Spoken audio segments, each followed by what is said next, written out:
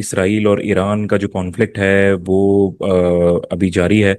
और इसराइल ने ईरान के ऊपर अटैक किया।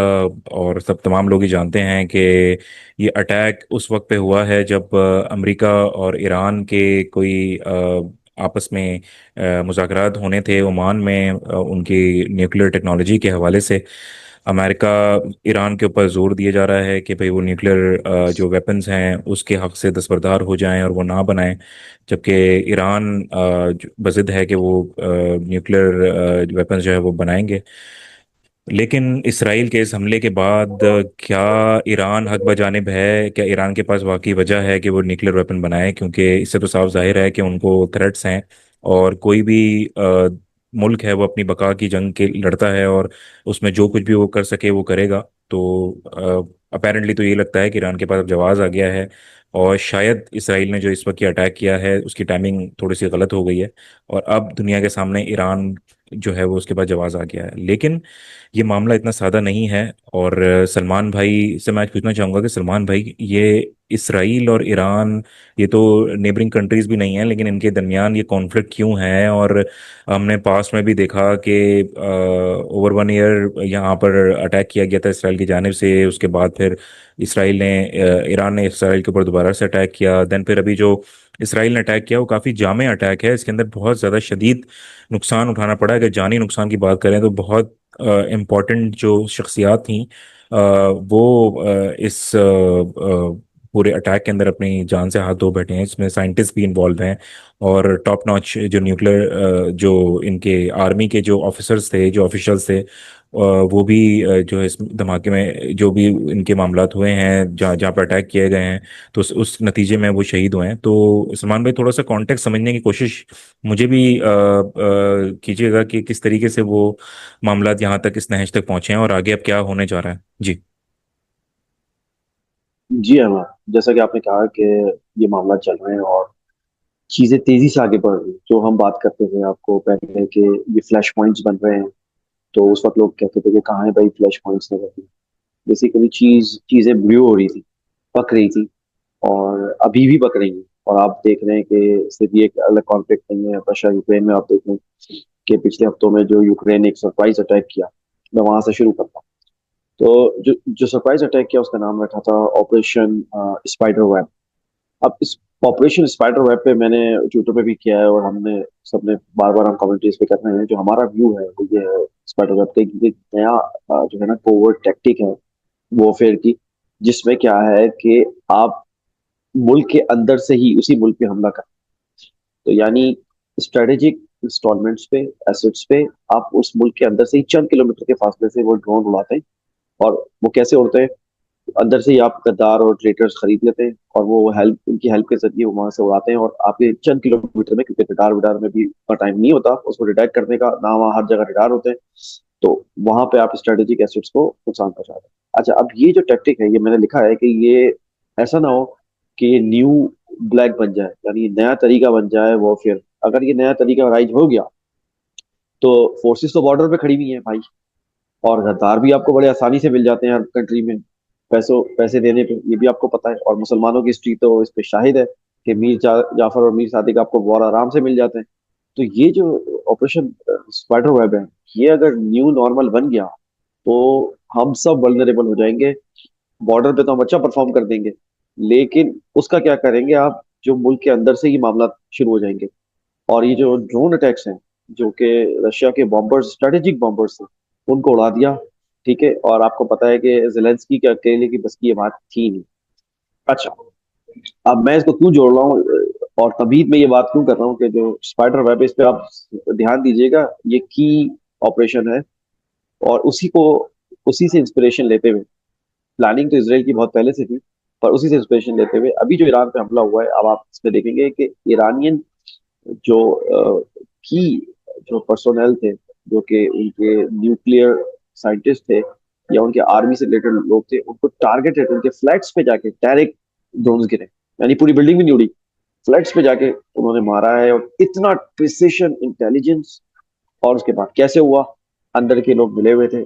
ईरान का एक प्रॉब्लम है जो ईरान को समझना चाहिए, हम अपने ईरानी दोस्तों को ये बोलते हैं कि ईरान का प्रॉब्लम ये है कि बड़ी जबरदस्त सिविलाइजेशन स्टेट है, किसी को उसमें कोई डाउट नहीं है। प्रॉब्लम ये है कि उसके अंदर से बहुत ज्यादा तादाद में गद्दार प्रोड्यूस हो रहे हैं, और उसकी वजह से आपने देखा कासिम सुलेमानी, उससे पहले भी, और उनके जो सदर मरे रईसी, ये सारे आप डॉट कनेक्ट कर ले, उसके अंदर के लोग मिले हुए होते हैं, और उसके बाद जो है वो बड़े प्रिसीशन से इसराइल जो है ना वो एक एक करके उनकी पूरी क्रीम लीडरशिप जो है उसको जो है वो एलिमिनेट करता आ रहा है। और ये ईरान को समझना होगा, अपनी सफों को दुरुस्त करना होगा। ये तो एक एक फ्रेंडली एडवाइस हो गई ईरान की।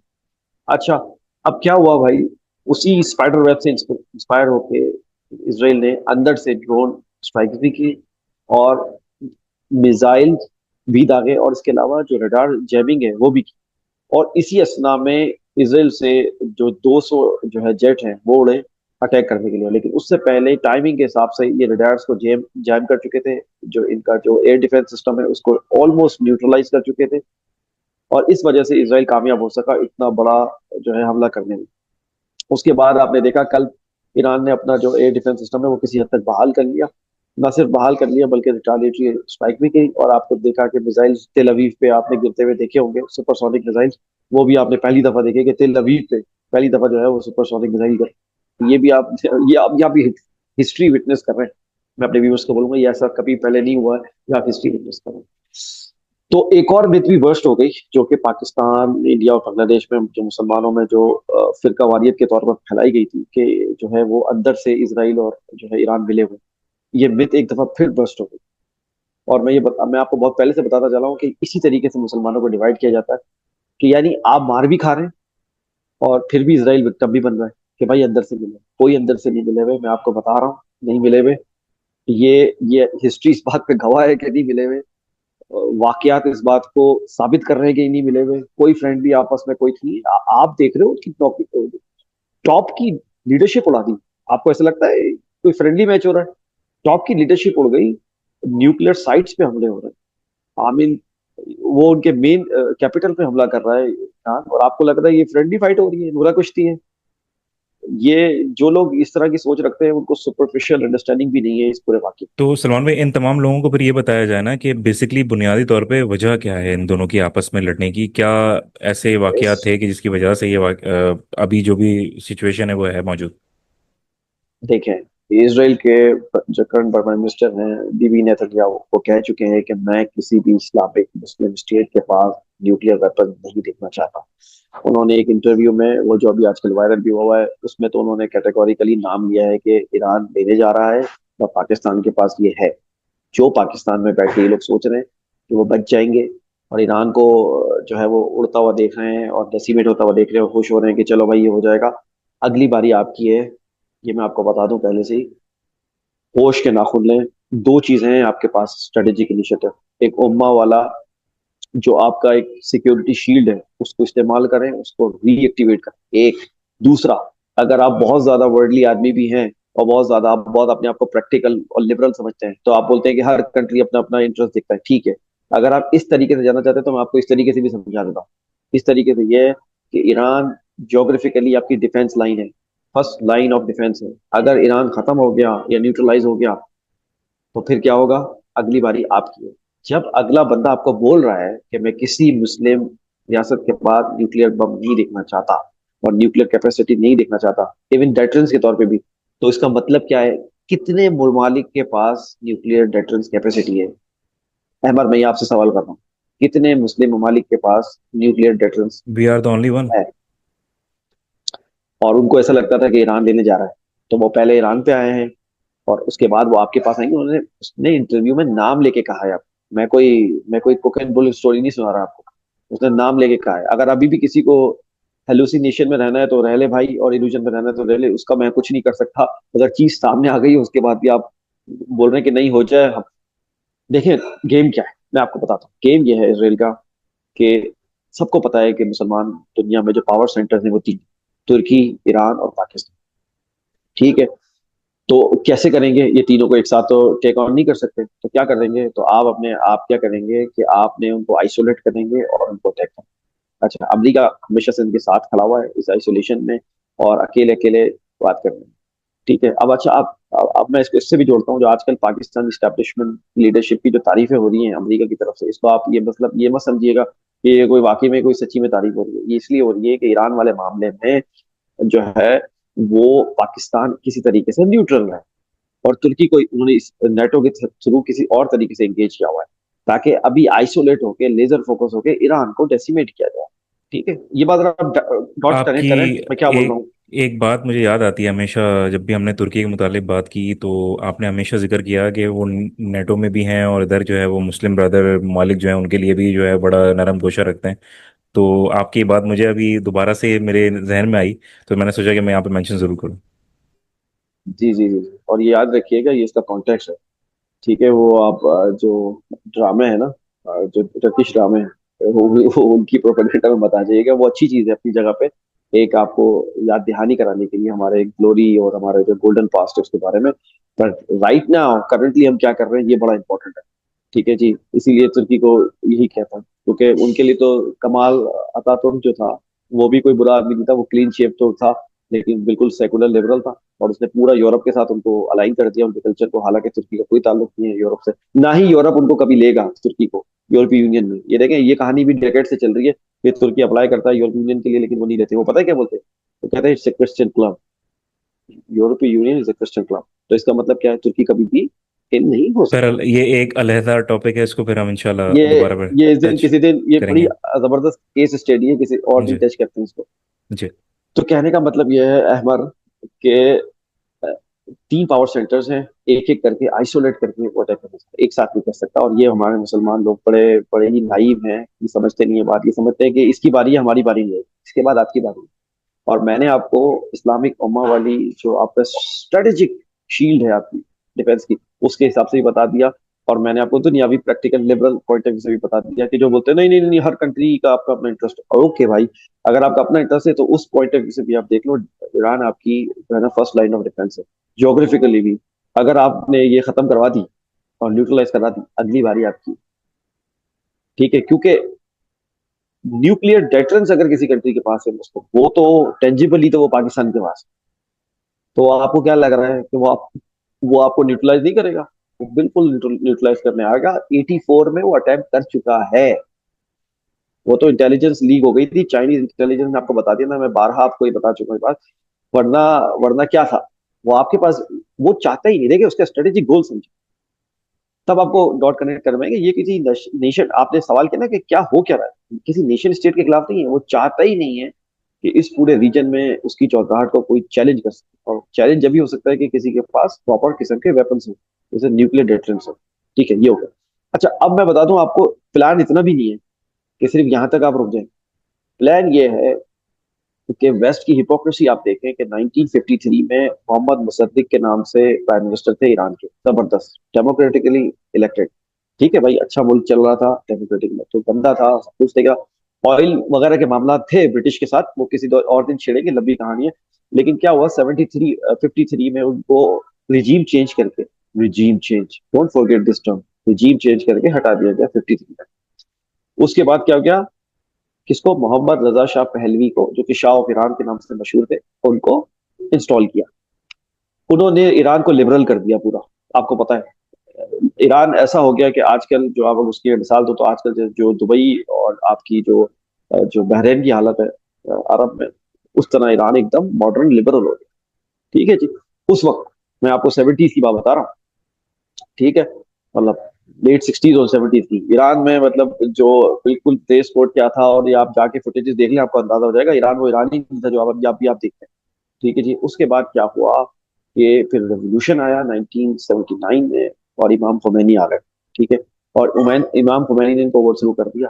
ठीक है जी। अच्छा, इमाम खुमैनी के फास्ट फॉरवर्ड, इमाम खुमैनी के जो सक्सेसर हैं वो खामेनाए हैं, जो अभी आपको नजर आ रहे हैं सुप्रीम लीडर के तौर पर। अब गेम क्या है मैं आपको बताऊं, इन्होंने जो ये टॉप लीडरशिप उड़ाई, ये आपको क्या लगता है इनका सिर्फ टारगेट ये टॉप लीडरशिप है? नहीं, इनका टारगेट है इमाम खुमैनी, इमाम खामेना, जो अभी सुप्रीम लीडर। ये इनको खुदा न खास्ता, गॉड फॉरबिड, एलिमिनेट करना चाहते हैं, क्योंकि इनको पता है कि जैसे ही खुदा न खास्ता ये इनको एलिमिनेट कर लेंगे, तो ईरान में रिजीम चेंज का जो फजा है वो साजगार हो जाएगी। क्योंकि सैंक्शंस की वजह से ईरानी अवाम, इकोनॉमिक सैंक्शन की वजह से परेशान तो है, समझ रहे हैं आप, अवाम तो परेशान है, लेकिन अपनी सॉवरेनिटी और टेरिटोरियल इंटेग्रिटी को कॉम्प्रोमाइज करेंगे वो इकोनॉमिक गेन के लिए? ये एक सवाल है ईरानी नेशन के लिए।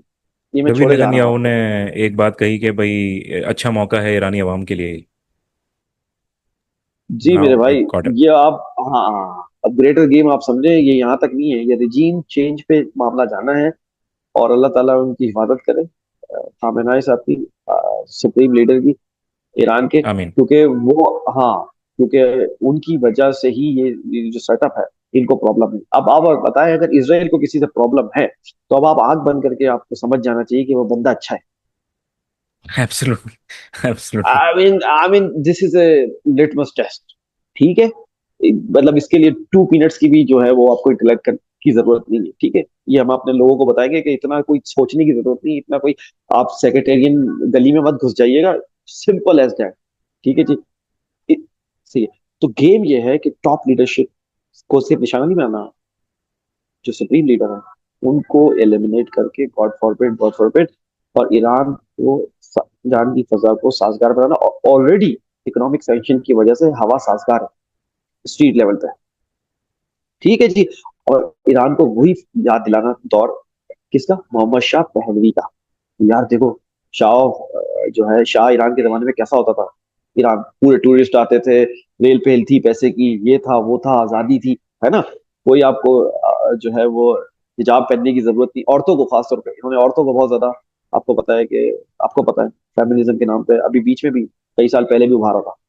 एक बात और बताता हूँ, जो रजा शाह, ये जो मोहम्मद रजा शाह पहलवी के, जो उनका 80s में इंतकाल हो गया, उसके बाद उनके जो बेटे हैं, उनको आपको पता है वेस्ट में एग्जाइल मिल जाती है फौरन, उसको तैयार कर रहे हैं वेस्टर्न लोग। और उन्होंने कहा है कि जैसी रिजीम चेंज हो जाएगी सुप्रीम लीडर की, तो उनको लाके इंस्टॉल कर दिया जाएगा। और उनकी हालिया मुलाकात 2023 में, आपको मैं आपकी व्यूअर्स के लिए हैरान कुन बात कर रहा हूँ, 2023 में उनकी मुलाकात इसराइल में, उनको इसराइल में इनवाइट किया गया। किनको? जो एग्जाइल में शाह ऑफ ईरान के बेटे हैं, जो जिनको जिन्होंने आना है रिजीम चेंज के बाद, जो इनका प्लान है, एक इनका प्लान है और एक अल्लाह ताला का प्लान है, इंशाल्लाह, और अल्लाह ताला का प्लान ही कामयाब होगा। तो उस रिजीम इंशाल्लाह। चेंज के बाद उस बंदे को ला के इन्होंने इंस्टॉल करना है। और वो उसकी 2023 में इसराइल ने इन्वाइट किया उसको, और उसकी मुलाकात हुई, और उसने मुलाकात में कहा कि वही जो ईरानी ग्लोरी थी वो हमें बहाल करनी है, और आपस में तुम्हारे ताल्लुकात अच्छे कर।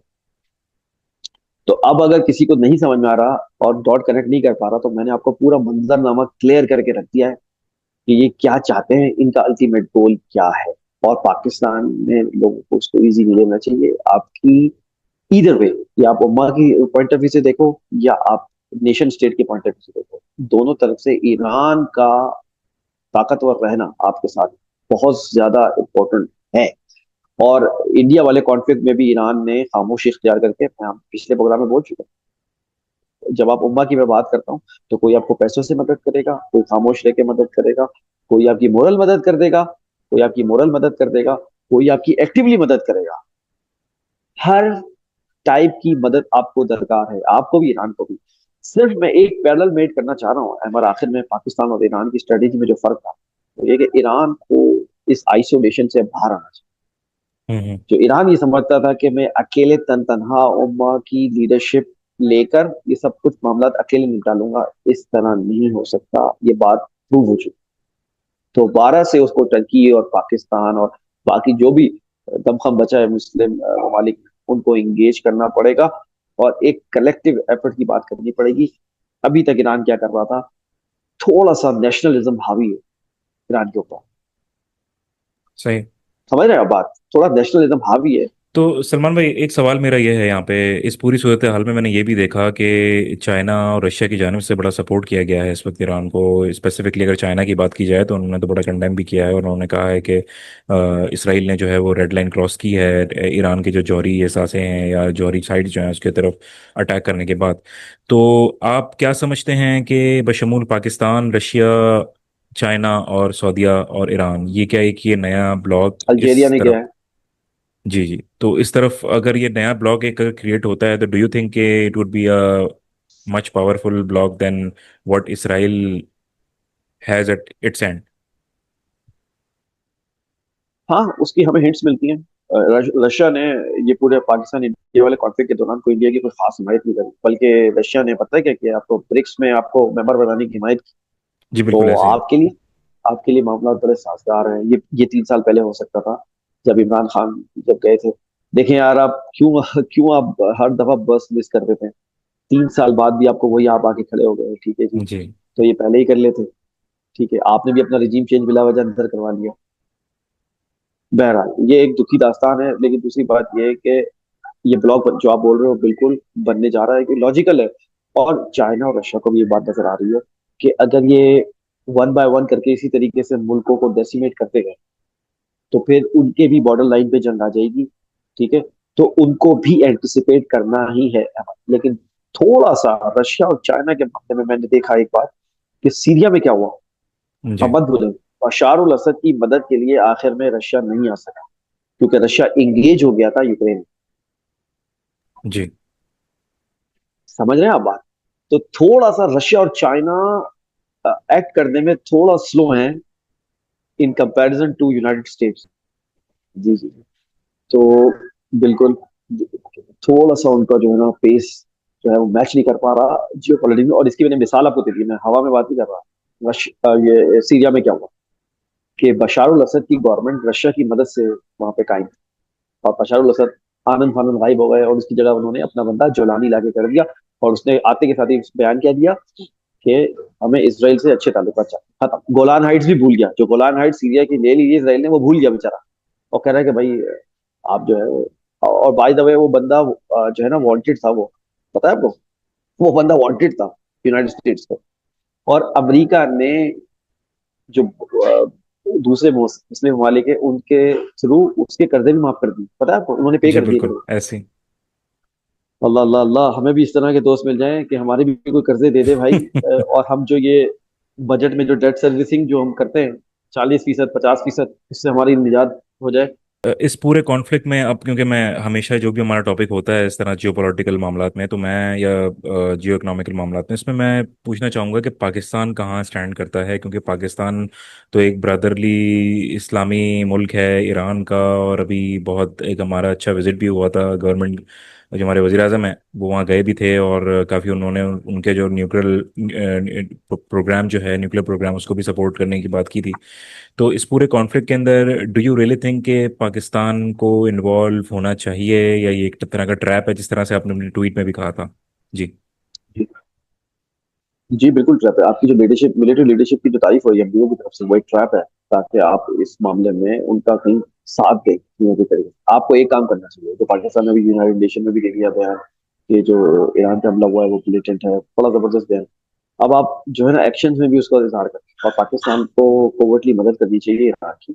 खुल के नहीं कर सकता मिलिट्री, सबको पता है बात। और खुल अंदरूनी खाना मदद करनी चाहिए। और अपनी जो बॉर्डर है, कम से कम ये अश्योरेंस दिलानी चाहिए ईरान को कि हमारी बॉर्डर की तरफ से, हमारी तरफ से कोई भी इन लोगों को सपोर्ट नहीं जाएगी, हम आपके साथ खड़े हैं। और इसमें एक्शंस में भी आनी चाहिए ये बात, बल्कि उल्टी सपोर्ट देनी चाहिए। तो पाकिस्तान का ये किरदार है, क्योंकि मैं आपको बता रहा हूँ, इवन आप नेशन स्टेट्स के पॉइंट ऑफ व्यू से भी देखेंगे तो ये आपके नेशनल इंटरेस्ट में भी है कि ईरान आपकी लाइन ऑफ डिफेंस है भाई। ज्योग्राफिकली भी देख बिल्कुल लेना आप। अफगानिस्तान को किसी तरीके से चाइना ने समझा दिया ये बात, बुला के इंडिया पाकिस्तान के कॉन्फ्लिक्ट के बाद, याद है आपको, अफगानिस्तान के फॉरेन मिनिस्टर को बुलाया बिल्कुल चाइना। ये तो आपका वेस्ट, आपके भी इंटरेस्ट में है कि आपका भी वेस्ट जो है ना, आपका भी पुश जो है वो जो है वो सिक्योर हो। और उनका भी इंटरेस्ट है कि उनकी भी पुश सिक्योर हो। तो आपको एक दूसरे की पुश पे खड़ा होना है और सिक्योर करना है।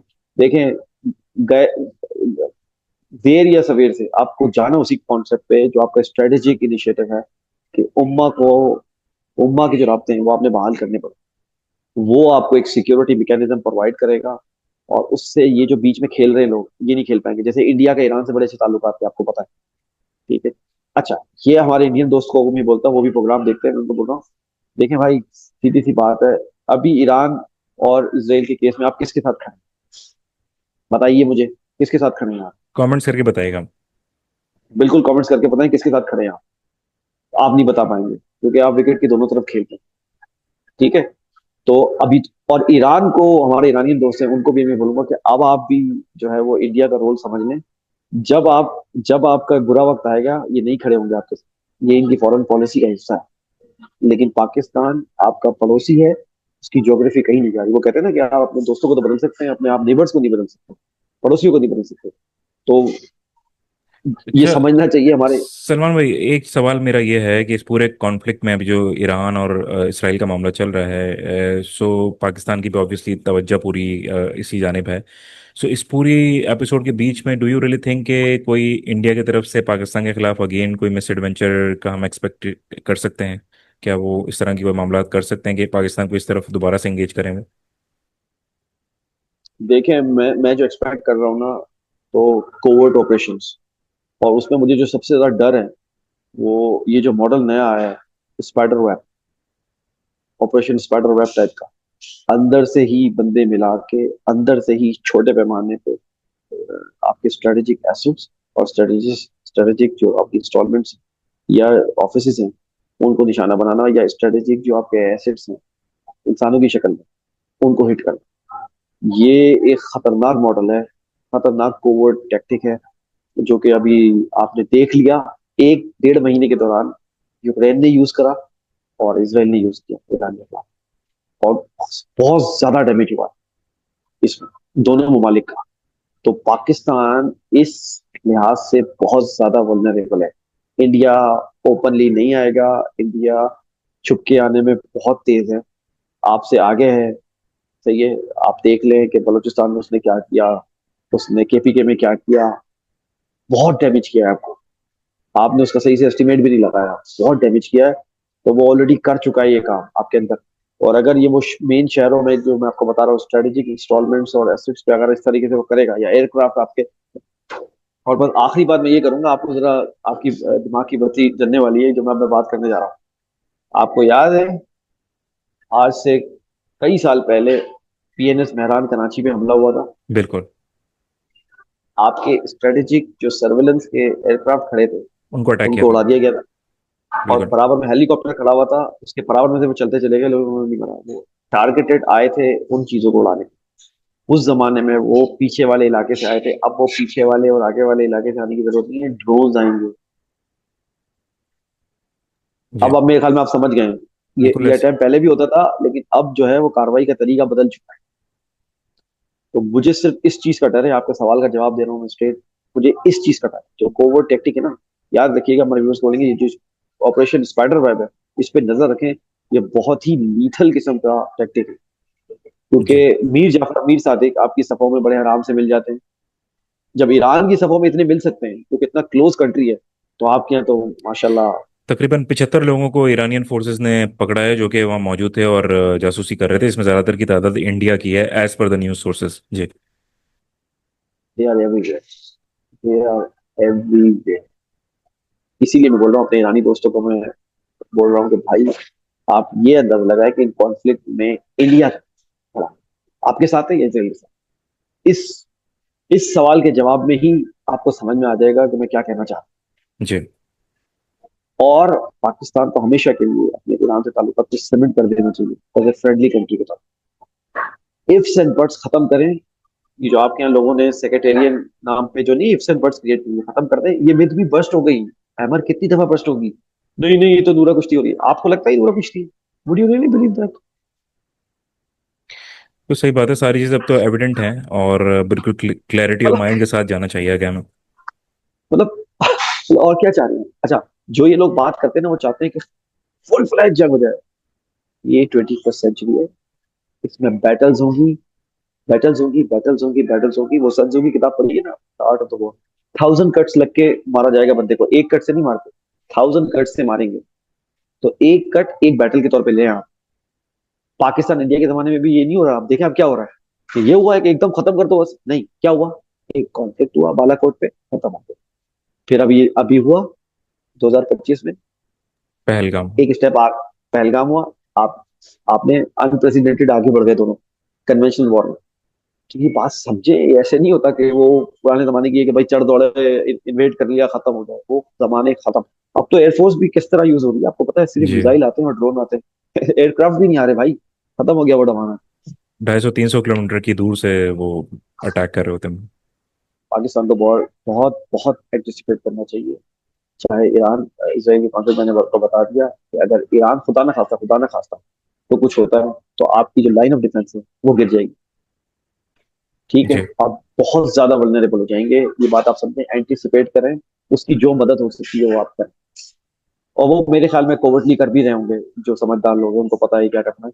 ठीक है। और अपनी साइड से कम ये तो अश्योर कराते हैं ईरान को कि हमारी तरफ से आपको कोई जरूर नहीं पहुंचेगी। क्योंकि जो अमेरिका आपकी जो वो कर रहा है ना, तारीफें कर रहा है, वो इसलिए कर रहा है कि आप सपोर्ट, आप गलती नहीं कीजिएगा जो जी। मुशर्रफ के जमाने में अफगानिस्तान वाले केस में आपने करती थी, ये गलती अब मत कीजिएगा। उस वक्त रिचर्ड आर्मिटेज आया था, वो कह रहा था कि हम तुम्हें स्टोन एज में पहुंचा देंगे अगर तुमने हमारी मदद की। वो एक अलग कहानी थी, अमेरिका के मेन हम्म। लैंड पे हमला हुआ था। ऐसा यहाँ पे कुछ भी नहीं है। अमेरिका उनको डराता है जो डरते हैं, जो नहीं डरते उनको नहीं डरा सकता। ये मैं आपको की बात बता रहा हूँ। पहले वो धमकी लगाता है, चेक करता है डरे कि नहीं डरे आप। और इसकी मैं मिसाल ये दूंगा कि जब डोनाल्ड ट्रंप पहली दफा आए थे तो इमरान खान और पाकिस्तान को बहुत कुछ बोला था। और जब इमरान खान ने उसका उसी लहजे में जवाब दिया था ट्विटर पे, तो उनकी दिल में इमरान खान की इज्जत हो गई थी कि यार ये बंदा दोस्त बन उस गया था। चीज की कैसे। दुश्मनों के भी स्टैंडर्ड होते हैं मेरे भाई, है ना। दुश्मन के भी जी। स्टैंडर्ड होते हैं। हर बंदा आपके दुश्मन बनने के लायक भी नहीं। ये बात याद रखिए। ठीक। ठीक है, तो ये मामला है। अल्लाह खैर करे आगे, आमीन। हमारे लिए भी, ईरान के लिए भी, तमाम मुस्लिम ममालिक के लिए भी, और तमाम ह्यूमैनिटी के लिए। जहां जहां कोई जालिम आदमी मजलूम को मार रहा है, हमें उसके साथ खड़ा होना है। यही हमारा दीन है भाई। इसमें ये भी नहीं है कि मुस्लिम हो या गैर मुस्लिम हो, जहां जहां कोई जालिम आदमी मजलूम को मार रहा है, हमें मजलूम के साथ आके खड़ा होना है। अब आप ये देख लें, ये हमारा ऐसा ही दीन हमें होता है। सिखाता है। बिल्कुल। यही हमारा दीन है। मजलूम के सामने आप, मजलूम के साथ आप आके खड़ा हो जाए। और आपकी रिलीजियस ड्यूटी है। सही है, ये रिलीजियस ड्यूटी है। ये कोई ऐसी बात नहीं है, अल्लाह ताला का हुक्म है कि आपको खड़ा होना है। आपको ये बोले मैं कमजोर हूँ, मैं ताकतवर हूँ, तो फिर आप अल्लाह के रसूल की जो हदीस है तो हम रिपीट कर देंगे सल्लल्लाहु अलैहि वसल्लम कि आप जब जब बुराई होते देखो, जुल्म होते देखो, तो अपने हाथ से रोको। नहीं रोक सको तो फिर जबान से रोको। नहीं रोक सको तो फिर कम से कम दिल में बुरा जानो। लेकिन अल्लाह के हम्म। रसूल की ईमान का कमजोर तरीन जो है वो कैफियत है कि आप दिल में सिर्फ बुरा। ठीक है, तो आप कहाँ पर किस स्पेक्ट्रम में, किसी के स्पेक्ट्रम में है ना यार। हम्म। मतलब कभी तो बात करें ना कुछ। फलस्तीन में आपने देखा कि उन्होंने रेजिस्टेंस खत्म कर ली, हिजबुल्लाह को लेबनान में उन्होंने यूटिलाइज कर दिया, उसके बाद वहां आए इधर। और देखो, सीरिया में भी उन्होंने अपना बंदा बिठा दिया जुलान। उसके बाद वो, देखो कैसा उन्होंने पूरी चेस बोर्ड बिठाया है। उसके बाद वो यकसू होकर ईरान के पास। देखा आपने, ये पूरा गेम देखें आप जो पॉलिटिकल, फिर जी। आपको समझ आएगी कि गेम क्या हुआ है। और जॉर्डन और इजिप्ट तो किसी खाते में नहीं आते। किसी दिन आप जॉर्डन और इजिप्ट के रोल पे भी बात करेंगे, हम आपको बताएंगे कि ये ट्रेटर है सब। किसी दिन हम बात करेंगे कि इनका रोल क्या है। इंशाल्लाह। हाँ, इनसे किसी दिन बात करेंगे, ये गलत सबको। ठीक है।